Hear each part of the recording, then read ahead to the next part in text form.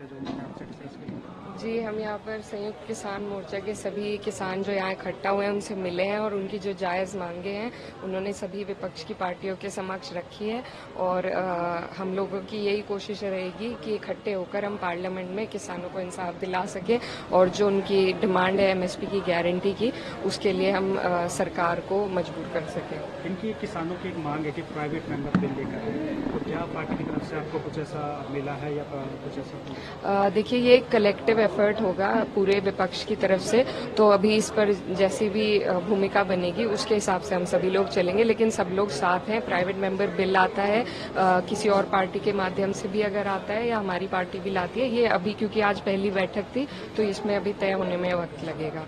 ये लंबे समय से मांग तो चली आ रही है लेकिन सरकार ने पूरा नहीं किया, तो क्या ये अन्याय है या इनके साथ? बिल्कुल बेहद बहुत बड़ा अन्याय है और सरकार जो है चुनाव के वक्त बड़े बड़े वादे अपने मैनिफेस्टो में करती है, लेकिन जब बात पूरी करने की आती है तो इसी तरीके से जो किसान है उन्हें ठगा जाता है। और इसमें कोई इतना बड़ा तिजोरी या खजाना किसान नहीं मांग रहे हैं, अपनी एमएसपी की गारंटी मांग रहे हैं और इसी से एक किसान के घर का पालन पोषण होता है। हमारे यहाँ पर भी कई मिल हैं जहां पर लगातार पेमेंट भी नहीं 14 दिन की हो पाती है और सरकार ने यहां तक कहा था कि अगर 14 दिन की पेमेंट ना हो पाए तो उस पर भी ब्याज मिलना चाहिए, लेकिन ना ब्याज मिलता है, ना पेमेंट मिलती है, ना गारंटी मिलती है। तो जिस तरीके से सरकार इस देश की रीढ़ की हड्डी होने वाले किसानों को तोड़ रही है वो सबके सामने है और विपक्ष की यही कोशिश है कि किसानों का मुद्दा हमेशा उठा रहे। जब भी एमएसपी की गारंटी की बात की सरकार की तरफ से कहा जाता है कि हम सम्मान नहीं दे रहे हैं, सम्मान कर रहे हैं किसानों को।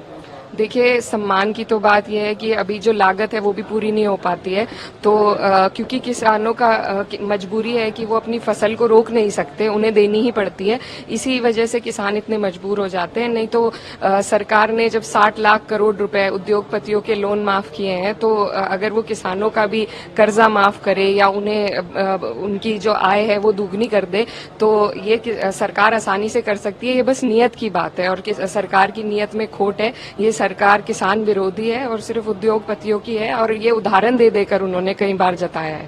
दुकानों पर नेम प्लेट लगाने वाले फैसले को सुप्रीम कोर्ट ने रोक लगा दी है, इस पर क्या कहते हैं? जी, हम लोग बेहद खुश हैं इस बात को लेकर क्योंकि बहुत चिंता का विषय था।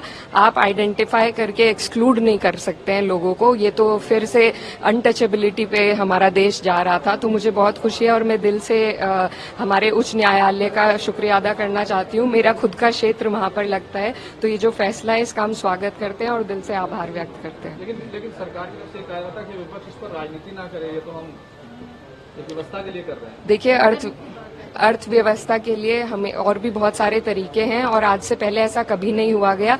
ये बौखलाहट है बीजेपी को, जिस तरीके से हार उत्तर प्रदेश में मिली है उसी के बाद वापस भेदभाव वाली अपनी राजनीति पर ये सरकार आ गई है और ये सिर्फ इनकी बौखलाहट है, इसमें अर्थव्यवस्था का कोई मामला है ही नहीं। हाँ, देखिए, मैंने पहले भी कहा था कि दिल्ली को लखनऊ रास नहीं आ रही और उसके तहत बहुत सी राजनीति हमारे प्रदेश में चल रही है, तो अभी ये तो देखने को मिलेगा कि क्या होता है। अभी जिस तरह से आप बात करते हुए कहते कि हमारे घर में गन्ना किसान है और छत्तीसगढ़ के साथ तो क्या अब आप किसानों की आवाज को पार्लियामेंट? जी बिल्कुल, देखिए, मैं जो मेरा क्षेत्र है वो किसान वहाँ पर बहुमूल्य है वहाँ पर और गन्ना बेल्ट है। मेरी खुद के घर में खेती होती है, तो हम अच्छी तरीके से समझते हैं किसानों की पीड़ा को और किसानों को सरकार के अलावा कोई और उनका संरक्षण नहीं कर सकता। तो सरकार को अपनी जिम्मेदारी से अब मुंह नहीं फेरना चाहिए और ये जिम्मेदारी समझकर किसानों का संरक्षण करना चाहिए। सिंगल आईडी करेंगे, बजट पेश करेंगी निर्मला सीतारमण, क्या कहेंगे?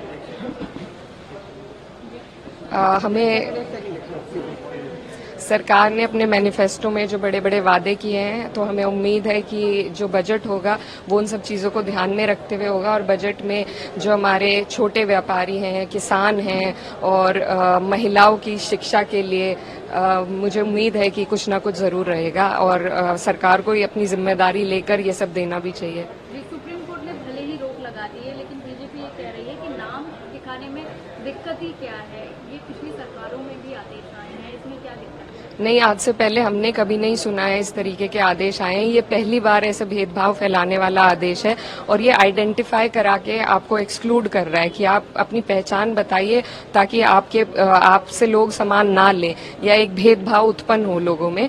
तो ये आज से पहले कभी नहीं हुआ है और इसमें जो बीजेपी जिस तरीके की डिवाइड एंड रूल वाली पॉलिटिक्स के लिए जानी जाती है उसी पर अब वापस घूमकर आ रही है और ये मेरी नजर में चुनाव के जो परिणाम आए हैं उसके वजह से हुआ है, क्योंकि बीजेपी को काम दिखाने के लिए बीजेपी के पास कुछ है नहीं, तो वो लोग सिर्फ एक तरीके की राजनीति जानते हैं और उसी पर घूम फिर कर वापस आ रहे हैं।